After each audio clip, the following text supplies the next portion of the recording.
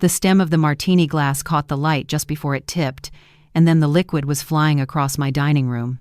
Cold vodka, sharp with olive brine, splashed across my cheeks, into my eyes, and down the front of my new navy dress. For a second, I couldn't move. At 70 years old, I had been through heartbreak, sleepless nights on hospital shifts, and the slow ache of losing friends to time. But never once had anyone hurled a drink in my face, least of all my own daughter-in-law. Jessica Martin stood there trembling, her manicured fingers clenched around the now empty glass. Her eyes, rimmed in expensive eyeliner, burned with rage. Across the table, my son, Scott, went pale. He looked as if he might faint right there between the candles and the untouched desserts. For one suspended moment, the room was silent except for the slow dripping of gin down the pearls at my throat. "You selfish old woman," Jessica hissed. "You would rather hoard your millions than help your family." I reached for a napkin, blotting my face without breaking eye contact. My voice came out calm, quieter than the ticking of the grandfather clock in the hallway. "You want to see selfish, Jessica? Let me show you selfish." Her expression flickered, the fire in her eyes dimming, as if she had realized too late that she had crossed a line. Scott's hand twitched on the table, torn between defending me and placating his wife. But he stayed frozen. That was my son, 45 years old, a project manager at a defense company, and still unwilling to confront conflict head-on. I took a slow breath, letting the sting of vodka in my eyes focus me. "Sit down," I said. It was not a request. The tone that had once silenced unruly patients in the emergency room carried decades of authority. And, astonishingly, both Scott and Jessica obeyed, sinking back into their chairs like chastised children. I looked around my dining room, at the good china that had belonged to my mother, at the crystal glasses that sparkled under candlelight. The table should have been a symbol of celebration. 3 weeks earlier, I had been holding a lottery ticket that changed everything, $5 million, just like that. After 30 years of double shifts as a nurse, after decades of patching up scrapes and burns and broken bones for people who barely remembered my name, I had thought fate was finally being kind. But tonight proved I had been naive. Fate had not changed my family. Money had only magnified who they already were. Jessica smoothed the front of her silk blouse, her face hardening again. "Barbara, we are not asking for charity. We are asking for family support. Scott's career depends on clearing this debt. You have more money than you can possibly need at your age." At my age. The words dug deep, sharp as broken glass. I had always known Jessica considered me outdated, small-minded, a relic of another era. But hearing her reduce my entire life to a number, as though 70 meant my needs were irrelevant, set something cold and immovable in my chest. Scott cleared his throat, trying to steady the moment.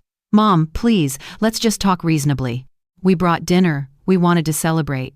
This isn't how we wanted things to go." "This is exactly how you wanted things to go," I said, my voice cutting through the air. "Every rose on that table, every catered entree, every sip of this wine was part of the performance. You didn't come to honor me. You came to corner me." Silence again. Jessica's painted lips parted, but she had no retort. Scott stared at his plate as though he could disappear into the porcelain. I dabbed one last time at my damp dress, folded the napkin neatly, and set it down beside my plate. "You think you can shame me into giving up nearly 2/3 of what I won? You think I will sacrifice my security, my dreams, my dignity, so you can erase years of reckless spending? Let me assure you, Jessica, if selfishness is what you see, you are about to learn just how selfish I can be." Jessica inhaled sharply, her bravado faltering. Scott shifted in his chair, looking at me as if he no longer recognized the woman sitting across from him. Perhaps he didn't. Perhaps he had forgotten the strength it takes to survive 30 years in a hospital ward, to raise a son alone after his father died, to keep going when the nights felt endless. Perhaps they both had mistaken my kindness for weakness. They would not make that mistake again. The clock struck 8, the chime echoing through the house. I looked at the two of them, these people I loved and yet no longer trusted, and I felt something settle into place inside me. It was the clarity that comes only when illusions shatter completely. "Finish your dinner if you like," I said evenly. "But understand this. Tonight is the last time you will ever try to buy my love with threats and theatrics. I will not fund your mistakes. I will not surrender my future, and if that makes me selfish, then so be it. The firelight flickered across Jessica's rigid jawline, across Scott's drawn face. Neither of them moved. For the first time all evening, I felt in control, not because of the money, not because of the lottery, but because I had finally remembered who I was. 3 weeks earlier, I was standing in line at a small grocery store, clutching a lottery ticket in my hand. The numbers on the screen had just matched mine, one after another, until I realized what had happened. $5 million. At 70 years old, after decades of working as a nurse, after nights that stretched into dawn and holidays spent under fluorescent lights instead of with family, I was suddenly wealthy beyond anything I had ever imagined. The clerk stared at me with wide eyes. "Ma'am, are you all right?" he asked. My knees had gone weak, and I had to grip the counter for balance. For a moment I thought I might faint. Then laughter bubbled up from somewhere deep inside me. $5 million. I could not stop repeating the words in my mind. 5 million. It felt like a dream, like something that belonged to someone else. The first person I called was my son, Scott. My voice shook with joy. "Sweetheart, you won't believe this. I just won the lottery, $5 million. There was a pause. Then Scott's voice rose in excitement. "Mom, that's incredible."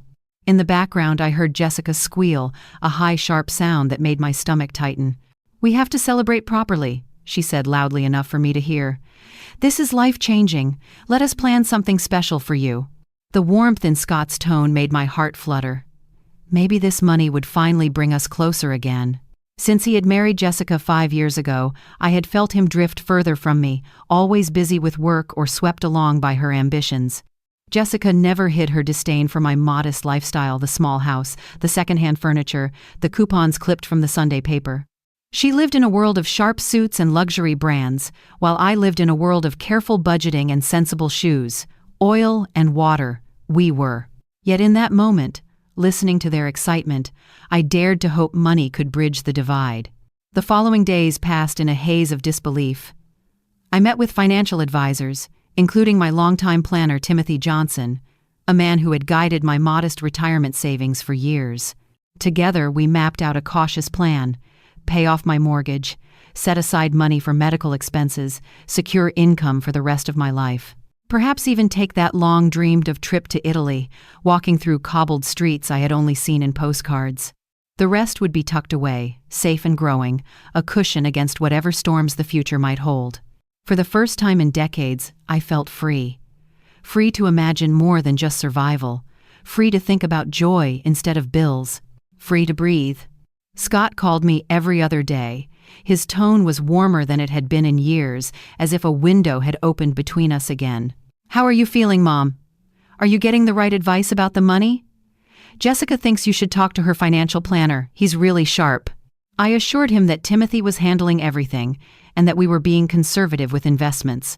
Scott always agreed, though I detected something beneath his words, a faint disappointment. "Just remember," he said once, "family comes first. If you ever want to do something generous, well, we'd never say no to helping out." I should have recognized it as the first warning, but I was too happy, too caught up in the fantasy of belonging again. I had raised Scott to believe family was everything. Perhaps he was only repeating what I had taught him. Perhaps Jessica's laughter in the background was nothing more than excitement. I wanted to believe. 2 weeks after my win, Scott called with a plan. "Mom, let us throw you a celebration dinner. You shouldn't have to lift a finger. Jessica will handle everything: food, decorations, the works. We'll bring it all to your house." The idea of Jessica cooking startled me. She usually considered anything domestic beneath her, but she insisted. "It's your celebration, Barbara. You deserve to be honored." I hung up feeling lighter than I had in years. My son wanted to celebrate me. My daughter-in-law wanted to honor me. Perhaps I had misjudged them. Perhaps money really could heal wounds. That Saturday, as I set the table with my mother's china and placed candles in their holders, I allowed myself to imagine a new beginning. I had 5 million reasons to believe.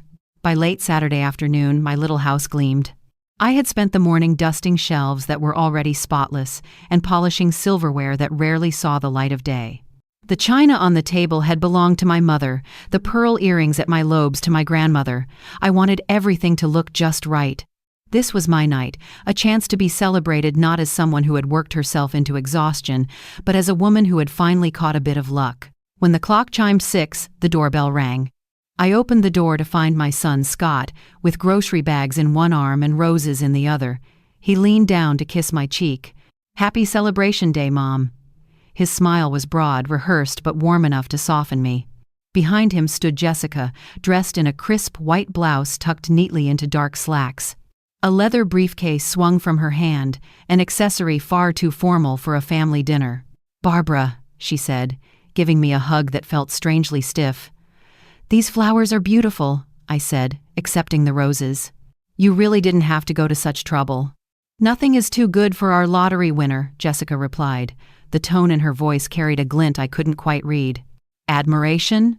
Sarcasm? Calculation? Scott brushed past us into the kitchen, unpacking containers that smelled of butter, garlic, and wine. My suspicions flickered. "You cooked?" I asked. "Better than cooking," he said with a grin. "Shah Lauren." The name meant nothing to me, but I could tell by his expression it was meant to impress. Jessica's lips curved into a small smile. "It is the most exclusive restaurant in town. We wanted this to be special." The dining room glowed with candlelight. Jessica actually complimented the space, something she had never done before. "This place has real charm," she said. "Very authentic." Authentic. That word landed strangely. She had never called me anything but Scott's mom. And now here she was, calling me Barbara, smiling as if we had been friends all along. For a moment, I let myself relax. Maybe, I thought, maybe this was genuine. Maybe money had washed away the tension. We sat down together, clinking glasses filled with wine that cost more than I usually spent on a week of groceries. "To Mom," Scott said, his eyes shining, "to family taking care of family." The phrase sent a shiver down my spine. I lifted my glass anyway. To family. We ate. Jessica laughed at my story about the chaos at the bank when I tried to cash the winning ticket. Scott listened attentively as I explained my plans to be sensible, pay off my house, keep funds for retirement, maybe finally visit Italy. "Very sensible," Scott nodded, though maybe a little too cautious. "With that kind of money, you could really change lives." "I will share," I said gently. "The church fund, the food pantry. When you have more than you need, generosity matters."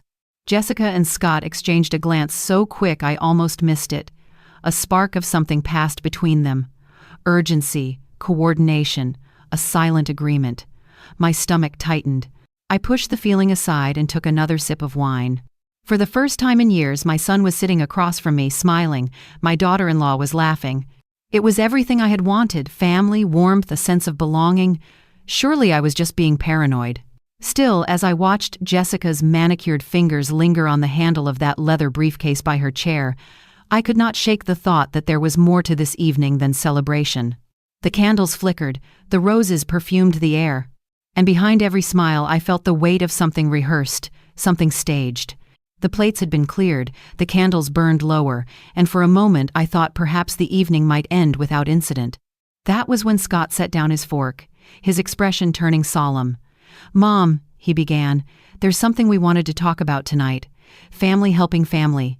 Jessica straightened in her chair and reached for the leather briefcase at her side. The metallic click of the clasp opening cut through the soft hum of the grandfather clock. She slid a thick folder across the table toward me. Even upside down, I could see columns of numbers and the letterhead of a law firm I didn't recognize. "What is this?" I asked, though dread was already rising in my chest. Jessica's smile was tight, rehearsed. "It's complicated, but once you see the details, I know you'll understand." Scott's voice softened into the tone he used when he was about to ask for something he knew I didn't want to give. "Jessica has been facing some financial difficulties.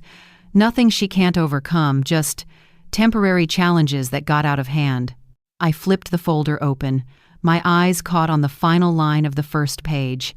$2,400,000 in outstanding debt. My breath caught. I flipped to another page: luxury retailers, resort stays, leased vehicles with payments higher than I had ever made on a mortgage. It wasn't investment, it was indulgence stacked mile high. "You want me to pay this?" The words burst from me sharper than I intended. "Mom, you just won $5 million, Scott said quickly. "After taxes, you'll have more than $3 million. Jessica made mistakes, but she's family. Family helps family." I looked at my son, my only child, and felt a fracture open between us. Scott, that is nearly 2/3 of what I will have left. You want me to give it away to erase her spending? Jessica leaned forward, her eyes gleaming. Barbara, you're 70. Your house is already paid for. What are you going to do with millions of dollars? You live simply. You don't need all of it. Her words landed like blows. At my age, live simply, as if that meant my life was worth less. As if I should be content with scraps while they dined on luxury. I closed the folder with deliberate care. I will tell you what I'm going to do. I'm going to live on it. Comfortably, securely, for the first time in my life. Scott's voice sharpened. Be realistic, Mom. Even half of your winnings invested conservatively will give you more than enough. You could help Jessica and still have plenty. Plenty. I thought of the nights I had spent stretching $20 across a week of groceries, of the years I had gone without vacations, without even replacing a worn-out coat. Was it selfish to want security now, after a lifetime of scraping by? I stood, walked to the drawer in the sideboard, and took out my checkbook. Their eyes lit with sudden hope. I wrote carefully, then tore the check free and laid it on the table. $1,000, I said. A gift, not a loan, that is all I can give you. Jessica stared at the check, as though it were an insult. Her face flushed crimson. 1,000? My monthly minimums are more than that. Then, you have bigger problems than I can solve. Scott's hand clenched into a fist. You're choosing money over family. I'm choosing survival, I said quietly. I will not bankrupt myself for your mistakes. That was when Jessica's composure shattered. She grabbed her martini glass, still half full, and flung the contents across the table. The liquid splashed my face, dripped down my new dress, stung my eyes with alcohol and brine. You selfish old woman, she spat. You'd rather rot alone with your money than save your family. I stood there, dripping, the pearls at my throat cold against my skin. Something inside me hardened to steel.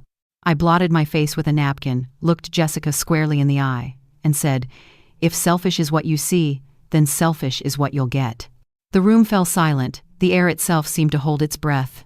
And in that silence, I realized, the battle for my future had just begun. I wiped my face with the linen napkin, my fingers steady despite the alcohol dripping from my chin.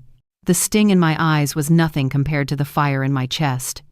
Jessica leaned back in her chair, defiant, as though daring me to shout, to crumble, to apologize. Instead, I reached for the folder again and flipped through its pages, my voice calm, deliberate. Let's see, I said, reading aloud. Nordstrom $47,000, Louis Vuitton $23,000, a resort stay $8,000, a leased BMW, $1,200 every month. Tell me, Jessica, which of these expenses was for family, which of them was for survival? Her jaw tightened. They were necessary for my career. Image matters. I laughed, a sound empty of humor. You lost that career 6 months ago, and even before that, you were paying minimums with cash advances from other credit cards. That isn't managing debt. That's lighting matches in a room full of gasoline. Scott shifted uncomfortably, his eyes darting between us. Mom, please. We can figure something out. Don't make this worse. Worse? I repeated. The worst thing that happened tonight was realizing how little my sacrifices mean to you. I raised you alone after your father died. I worked nights, weekends, holidays. I gave you everything I had, and now you stand beside your wife while she insults me and demands I give up my future. No, Scott. The line is drawn here. I set the folder down and looked directly at both of them. You will leave this house tonight. You will solve your problems without my money. And you will decide whether you want a relationship with me based on who I am, not on what I can give you. Jessica's lips curled into a bitter smile. You'll regret this, Barbara. When you're sitting here with nothing but your money for company, you'll regret it. Perhaps, I said, but I'll regret it in peace. I opened the front door and held it wide. The roses on the table, the candles glowing, the expensive food cooling on the plates, none of it mattered. What mattered was reclaiming my dignity. Scott hesitated, his face pale, then followed Jessica into the night. Neither of them looked back. That night I sat alone in the wreckage of the dining room, the smell of olives clinging to my dress, the sting of betrayal sharper than any wound. My phone buzzed relentlessly, calls from Scott, from Jessica, from numbers I didn't recognize. Messages piled up. We didn't mean it that way. You're being cruel. We need you. Answer the phone. I deleted them all. I had spent too many years answering like a trained dog. That Barbara was gone. The next morning I called Timothy Johnson, my financial advisor. His voice was warm, steady, the voice of someone who had guided me through years of modest investments. "Barbara, how are you holding up?" "Clearer than I've ever been," I said. "Timothy, I want to establish an irrevocable trust. Half of my winnings, protected from any claims. I don't ever want to wake up and wonder if someone can touch what I've earned." He paused, then said gently, "That is a significant step. Once it's in an irrevocable trust, you cannot change your mind later. Are you certain?" "I am," I said firmly. "I want freedom from manipulation." "Then it's wise. We'll begin the paperwork tomorrow." I hung up, then dialed another number, my sister Susan. When she answered, her voice was brisk. "Barbara, tell me the truth. What happened last night?" So I told her, every detail. Her silence was heavy until finally she exhaled sharply. $2,400,000 in debt? That woman must be out of her mind. You did the right thing. I feel foolish for believing they just wanted to celebrate me. "You're not foolish," she said. "You're hopeful. But hope can blind us. Now it's time to protect yourself." Her words steeled me. Hope had carried me into that dinner. Resolve would carry me out. That evening, as I cleaned the last of the dishes, I wrote in my journal, "Tonight I reclaim my life. They will not use me again. My money will not be their lifeline. It will be my security, my freedom, and if I choose, my legacy." I underlined the word legacy twice, and then, almost as an afterthought, I added, "Maybe a foundation. Teach others about financial responsibility. That would be the sweetest justice of all." The messages began the very next morning. Jessica's number flashed across my phone again and again, followed by Scott's. When I refused to answer, new numbers appeared. One voicemail hissed, "Barbara, you cannot ignore us forever. You owe us this." I deleted it without listening to the end. By afternoon, another call came, this one from a woman's voice I had never heard. "Mrs. Gagnon, this is Rebecca Smith, Jessica's mother. I think we should talk." "Of course. Reinforcements." She cleared her throat delicately. "Jessica told me what happened. She is very upset. I know she may have come across strong, but she is my daughter. She is in trouble. Family supports each other." The same phrase again, rehearsed like a chorus. "Rebecca," I said, "your daughter threw a martini in my face and demanded $2,400,000. That is not family support. That is extortion." A pause. "She told me you taunted her, Barbara. That you read her expenses out loud just to humiliate her." "I read the truth," I replied evenly. "If the truth feels humiliating, perhaps she should change her behavior." Rebecca's voice sharpened. "You are old. You do not need millions the way she does. Be reasonable." There it was, laid bare. Because I was 70, my security did not matter. I ended the call before anger could push me into words I would regret. 2 days later, I was pruning roses in the backyard when a police cruiser pulled into my driveway. My stomach sank. A young officer stepped out, adjusting his cap. "Ma'am, I am Officer Kevin Jones. Your son requested a wellness check. He is worried because you are not answering your phone." I wiped my gloves on my jeans and looked him square in the eye. "Officer, I am perfectly well. I am choosing not to answer calls from people who assaulted me in my own home." Scott appeared from around the corner, red-faced. "Mom, stop being dramatic. Jessica barely touched you. She threw a drink in my face because I would not give her money. That is assault." Officer Jones shifted uncomfortably. "Sir, is that true? Did your wife throw something at your mother?" Scott's shoulders slumped. "It was just a martini. She was upset." "Being upset does not justify assault," the officer said firmly. He turned back to me. "Do you want to file charges, ma'am?" I considered it, the satisfaction of seeing Jessica booked in handcuffs, but decided not yet, not at this time. But I want it documented that they came to my home, demanded money, and when I refused, Jessica threw her drink at me. My son witnessed it. The officer nodded and made notes. "Sir, I recommend giving your mother some space. Wellness checks are for people in danger, not for people ignoring phone calls." Scott's jaw clenched, but he said nothing. I watched him walk away, smaller somehow, a boy again instead of the man I had raised. A week later, a thick envelope arrived by certified mail. The return address read, Peterson, Blake and Associates. My hands trembled as I opened it. Inside was a legal complaint. Jessica and Scott, represented by attorney Peterson, accusing me of financial elder abuse and undue influence. I read the words twice, scarcely believing them. According to their filing, I was not competent to manage my money, and by refusing to pay Jessica's debts, I was essentially harming myself. They demanded a psychological evaluation to determine my competency.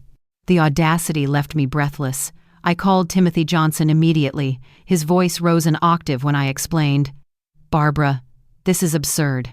They are arguing that refusing to give away your money is abuse of yourself. It will not hold up. But they can drag me into court, I said quietly. Yes, they can. But listen carefully. This works in your favor. Every call, every text, the martini, now this frivolous lawsuit, it all becomes evidence. Evidence that they are harassing you for money. Timothy urged me to call an attorney who specialized in elder law. The next morning I sat across from Sarah White, a sharp-eyed woman in her 50s who exuded calm authority. She listened to everything, taking meticulous notes. Mrs. Gagnon, she said finally, this is one of the clearest cases of financial harassment I have seen. They have practically written the case against themselves. Here is what we will do. First, we document everything, texts, calls, police report, the dinner incident.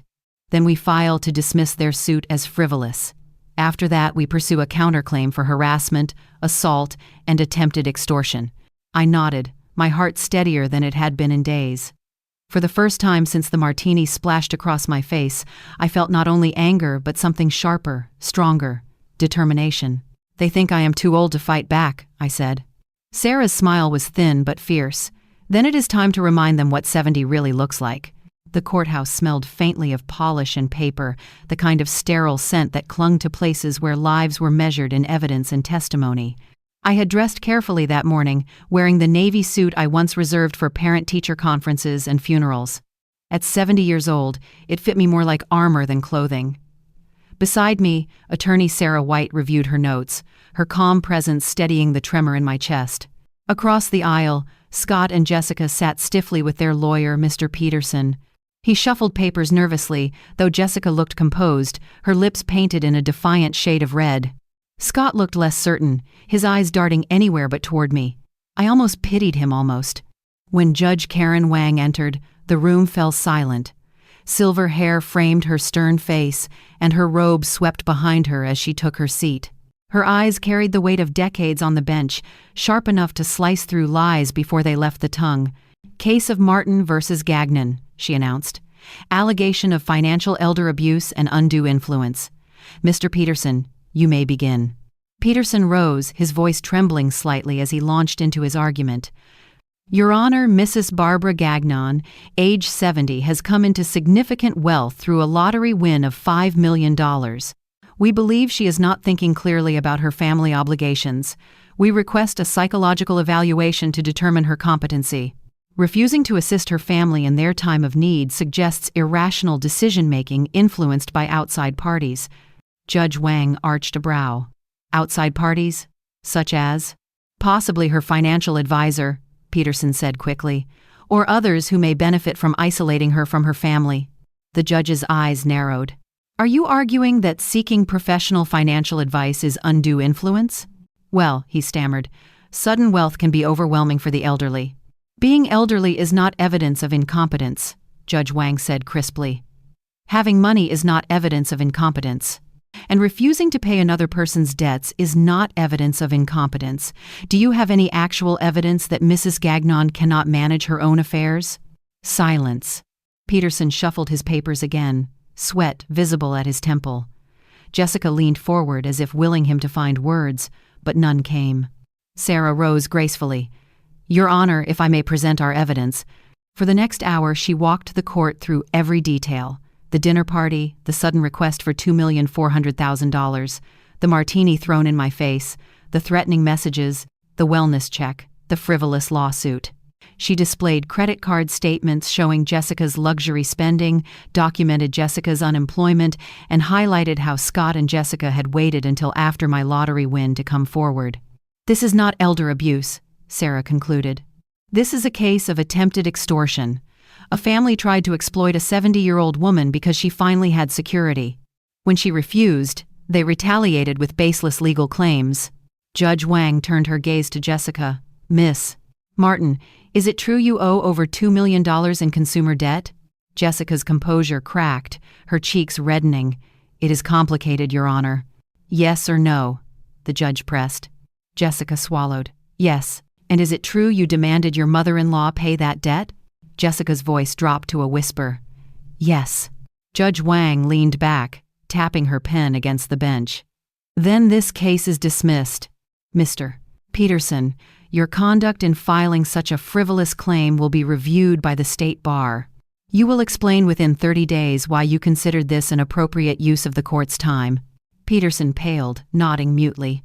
As for you, Miss Martin and Mr. Martin, the judge continued, her tone like steel, a restraining order will be issued. You are prohibited from contacting Mrs. Gagnon directly or indirectly regarding money or financial assistance. Any violation will result in contempt charges. The gavel struck once, echoing through the courtroom. It was the sound of justice, clean and sharp. Jessica's face drained of color. Scott looked as though he might collapse. For the first time since this nightmare began, I allowed myself to breathe fully. Sarah leaned close and whispered, Now, we file our counterclaim. As I walked out of the courtroom, sunlight streaming through high windows, I felt taller than I had in years. They had tried to shame me, to threaten me, to silence me, but in the end it was their greed that had exposed them. The battle was not over, but the tide had turned. And at 70 years old, I had just proven that age does not weaken you. Sometimes it makes you stronger than anyone expects. 6 weeks after the courtroom showdown, I sat in my garden sipping tea when the phone rang. It was Timothy Johnson, his voice filled with restrained amusement. Barbara, you will want to hear this. Jessica Martin filed for bankruptcy yesterday. Total debts, over $2,600,000. I let out a long, slow breath. Bankruptcy. The word hung in the air like a final verdict. And Scott? I asked. His finances appear separate. Smart of him, but not smart enough. His employer doesn't like employees with spouses filing bankruptcy.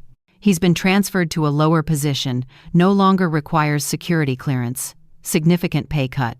A part of me wanted to weep for my son.